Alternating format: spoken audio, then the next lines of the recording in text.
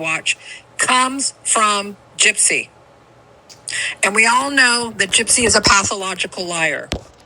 And she has lied to Ryan about this divorce. And I'm going to show you what Ryan says about the divorce that proves Gypsy lied to him about the divorce. So that's coming up. Hold on. Gypsy once said to me, I didn't realize there was such a power struggle between you and Christy. And I said, what power struggle? Like, to me, I was like, what are you talking about? But in Christy's head, she developed this power struggle between me and her and didn't like the fact that I was her husband. Like, so Christy hated the power struggle because, all right, Christy's a stepmom, right? All right, and is going to be your mother, and he claimed to be your mother and all this stuff. But me as her husband, I jumped her, and she hated that. She hated the fact that I jumped her in the whole family hierarchy of a tree.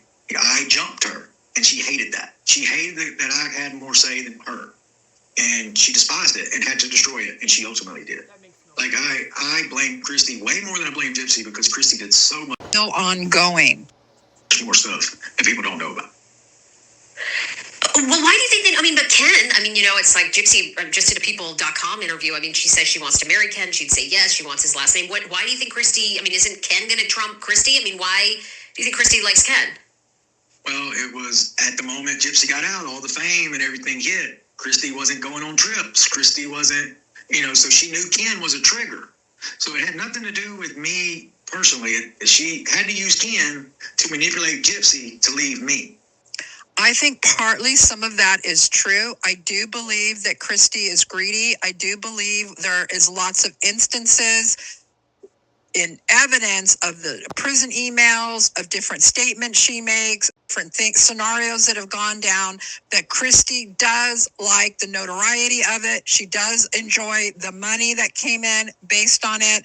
And I believe this was a contributing factor to the divorce. It just wasn't the main factor, as Ryan thinks it was. I feel like I did the right thing on my part by filing for divorce. Regardless of what is going on behind the scenes with me and Ken, the right thing to do was acknowledge that this marriage is not what I want and not working. This is what I've been saying about Ryan Anderson this whole time, is he's clearly misplacing and shift blaming all of what Gypsy Rose Blanchard has done, her behavior, her actions, words, choices, and putting them onto Christy or Ken. You heard it on her own TV show say that it was her decision. She was not held captive and forced to divorce Ryan. She wanted to. Despite the fact that she's a hussy shacking up with a whole different man while being married, it begs the question, she wants to divorce him. She did divorce him. But my question is this. Is this supposed to be more text messages from Ryan to Gypsy? Because I thought they changed their phone number and everything, and Ken told her that she has to stop talking to him. So this is just, the fourth time in almost 2 years that Gypsy has used her friends to leak private messages from Ryan. Is this supposed to be proof that he's still harassing her? It begs the question, why does he even have your phone number? Why haven't you changed your phone number? Because she still wants that invisible string, that safety net of having Ryan. Assuming that these are real. This is what Gypsy does. This is her MO. When she wants something put out in the world to combat the fact that Ryan just did an entire podcast and a radio show, and it's all about her, all about leaking information about their private life, still talking about Christy and Ken, she goes on to immediately do this. This is the fourth time she has had somebody leak his messages. Because the one time she did it herself, well, you know how that went. She left the internet for an entire, not even 20 days, and then narcissistically had to put out that he's on this medication, leaked messages between Ryan and Rod to prove with what Ryan was responding that it is true that he's still on that medication and misusing that medication. That he's going to sue her for defamation and HIPAA law, yada, yada, yada. It also begs the question, why do they, the Blanchards, Gypsy, Ken, why do they not have Ryan's phone number blocked so this can't happen? Why didn't they all change their number? Why didn't they just block? So this kind of thing can't continuously happen. But I'm not shocked and I'm not surprised because this is what she's done. She's done this going all the way back to early 2024. After suddenly abandoning your husband, after cheating on him even a month prior to, engaging in an emotional and sexual affair behind his back. And whether you think this falls under spousal privilege or not, that's up for a court of law or a federal court to decide. Leaking private correspondence out of anger and hatred. And then later saying at the end of season 2 that there's going to be more stuff in the future that comes out because I've gotten mad. And you could go quote me on that. That's a verbatim quote. That's the only thing that she has stayed true to, is threatening that she's going to continuously do this kind of thing, even by way of a proxy, even by gaslighting and manipulating a third party to do this crazy crap for her. But there is something that I have always told you guys that Gypsy did not lie about. She did not lie about him being on MAT, and that's fine. There is nothing wrong with that at all. MAT saves lives.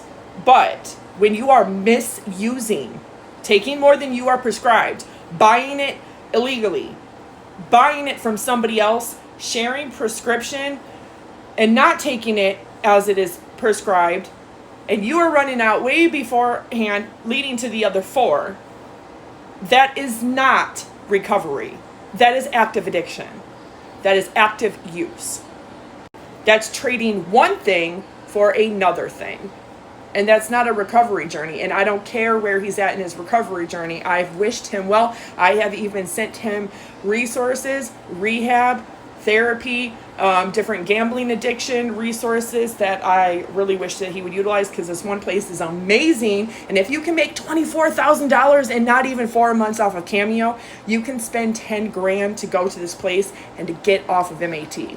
But that's all you could do, is give the information to somebody and hope that they use it. You can lead a horse to water, but you cannot force them to drink.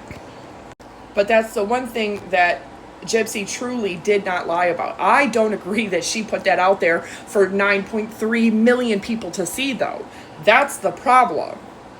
But she has not been above utilizing a truth to harm, hurt, abuse, further cause trauma, or globally, publicly, and socially humiliate somebody. All because they say their feelings, thoughts, opinions, their life, their story, their experience. But she is right in another sense, is that Ryan has to get over it.